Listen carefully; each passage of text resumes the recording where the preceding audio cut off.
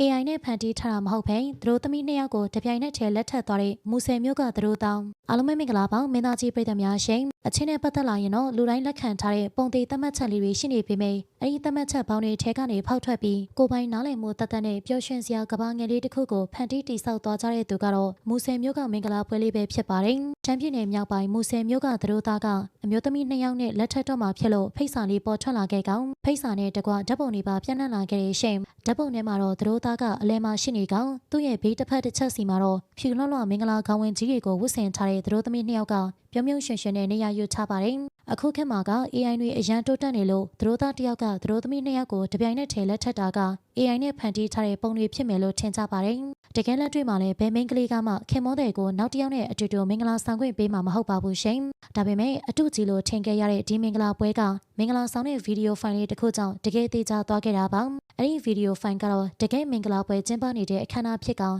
သူတို့သားကအလဲမှာရက်ကောင်သူတို့သမီးနှစ်ယောက်ကသူ့ရဲ့လက်မောင်းကိုဘေးတစ်ဖက်တစ်ချက်စီကနေချိတ်လို့ပွဲထွက်လာခဲ့ကြတာပါသူတို့သမီးနှစ်ယောက်စလုံးကလည်းတိုင်းရင်းသားရိုးရာဝတ်စုံလေးတွေကိုစင်တူဝတ်ဆင်ထားကြပြီးပွဲကိုတက်ရောက်လာသူတွေကိုဧည့်ခံနေကြပါတယ်မင်္ဂလာပွဲမှာသူတို့သမီးတွေကိုသူတို့သားကအရန်ကျူးဆိုင်ပေးပြီး AI နဲ့ဖန်တီးထားတာမဟုတ်ကြောင်းကိုပြသလိုက်တာဖြစ်ပါတယ်အများစုကတော့ဒီ၃ယောက်ကအခုမှရုတ်တရက်ကြီးဖူးစာဆုံးပြီးမင်္ဂလာပွဲကြီးကိုဆင်နွှဲလိုက်ကြတာလို့ပဲထင်ကြပါတယ်လက်တွေ့မှာတော့သူတို့၃ယောက်ကတိမ်ထဲမှာမိသားစုတစ်ခုလိုအတူတူနေထိုင်ခဲ့ကြကအတော်လေးကိုကြာမြင့်နေပြီဖြစ်ပါတယ်ဒီမင်္ဂလာပွဲကြီးကလူတွေကိုအံ့ဩအောင်ရုတ်တရက်ထားလုပ်လိုက်တာမဟုတ်ဘဲသူတို့၃ယောက်ကြားထဲမှာနေစဉ်ဘဝရဲ့အခက်အခဲတွေစိတ်သဘောထားမတိုက်ဆိုင်မှုတွေကိုတမိုးအောက်ထဲမှာအတူတူနေထိုင်ရင်းနဲ့အောင်မြင်စွာကြော်ဖြတ်သွားနိုင်ခဲ့ပြီဖြစ်ပါတယ်၃ယောက်စလုံးကအတူတူရှေ့ဆက်သွားလို့အဆင်ပြေပြီးဆိုမှပတ်ဝန်းကျင်ကပါအတိမတ်ပြုအောင်တရားဝင်ပွဲလုပ်ပြီးလက်ထပ်လိုက်တာပါမင်္ဂလာပွဲကိုလည်းလူမသိအောင်တူတူတိတ်တိတ်ကျင်းပတာမဟုတ်ပဲလူသိရှင်ကြားဖြစ်အောင်တေချာကိုပြုလုပ်ပေးခဲ့တာပါအမျိုးသမီးနှစ်ယောက်စလုံးကခင်မောတဲ့ရဲ့စကားကိုလည်းနားထောင်ကြကောင်သူတို့ရဲ့အခြေက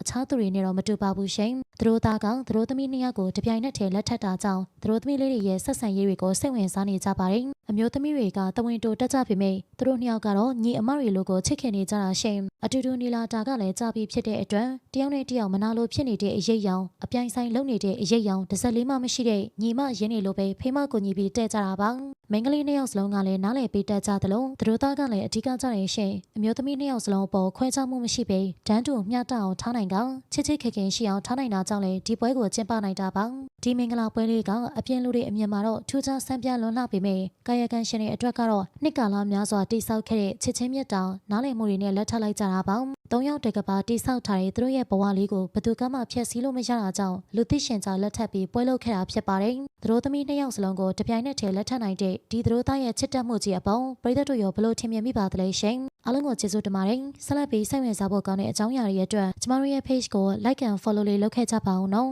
နေ့ရက်တိုင်းအတွက်ပျော်ရွှင်ပါစေ